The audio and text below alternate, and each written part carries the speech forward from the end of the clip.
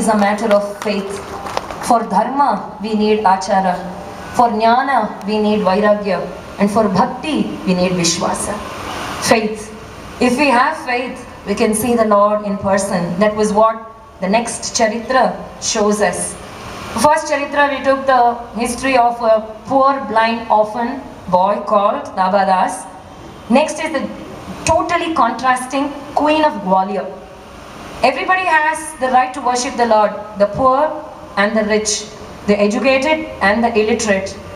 This poor boy Nabadas was illiterate, still he got Ramadarshan. The next history, the next life is that of a king and the queen of Gwalior. There was this king called Madhukar Shah. He was ruling the kingdom of Gwalior. He had a very beautiful and righteous queen called Ganesha Devi. This Ganesha Devi was very attracted towards Ramachandra Murthy. Rama can be seen as any relation. If you want to see him as your Swami, you can see him as Ramaswamy. If you want to see him as your child, you can see him as Ram Lalla. That's why Tulsidas sings, no? Tumukka chalata Ramachandra Bhajata Benjaniya. Tumukka chala, as a toddler, he goes tupu tupu tupu tupu nadakadu. Kolanda nadakadu. You can see Ramachandra Murthy as your baby. You can see him as your Swami. You can see him as your Sakha, as your friend. Because Lord Vivekananda, Swami Vivekananda wrote a letter to Parthasarathi Swami at Triplicane, Thiruvallikane, in Madras. He wrote a letter, my dear friend Parthasarathi.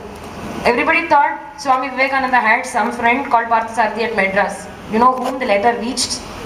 Straight Thiruvallikane Parthasarathi Perumal. Straight to Lord Parthasarathi. He wrote, my dear friend Parthasarathi. You can consider the Lord as your friend. Because there is, in our Hindu mother, there is total freedom. According to your aptitude, according to our own interests and tastes, we can choose the Lord as our Pati, and just like Andal did, Pati or Sakha, Madhurya Bhakti, Vatsalya Bhakti, Sakya Bhakti, Dasya Bhakti, Shanta Bhakti. And this queen of Gwalior, Ganesha Devi, the wife of Madhukar Shah, she thought of Ramachandra Murthy as her own child. Like Kausalya. I told you, everybody has the right to worship Rama. Men also have the right, women also have an equal right. In the Ramayana, Kausalya loved Rama. Sumitra was an adorable lady. Shri Anna would say, everybody admires Kausalya, but I admire Sumitra more than Kausalya. Somebody asked him, why? Everybody should admire Kausalya because Kausalya is Rama Mata Yashaswini. She is the Mata of Rama. Why do you want to admire Sumitra more than Kausalya? And he replied in his lecture, Kausalya gave birth just to Bhagavan, Ramachandra Murthy.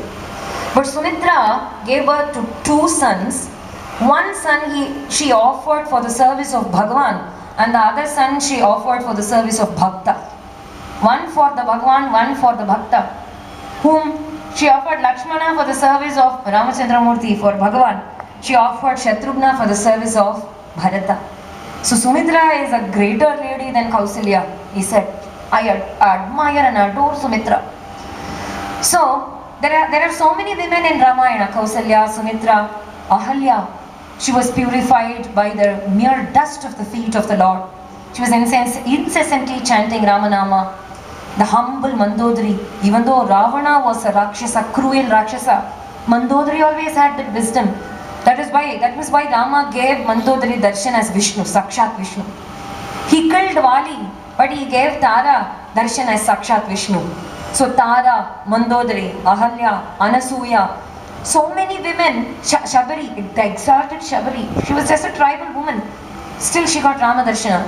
So men and women have equal rights. So this Ganesha Devi, every time she used to visit Ayodhya, frequently she visited Ayodhya. ஒவ்வொரு முறையும் அயோத்திக்கு வந்து திரும்புவாளாம். அயோத்திக்கு வருவா, மறுபடியும் போவா, மறுபடியும் குவாலியர் வருவா, அயோத்திக்கு போவா, மறுபடியும் Gwalior. She used to frequently visit Ayodhya. Once on her visit, she did not want to come back. She stayed at Ayodhya.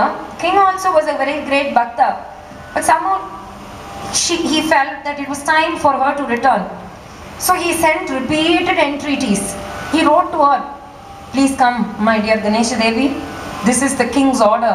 this is your husband's order. He wrote to her many times in different ways.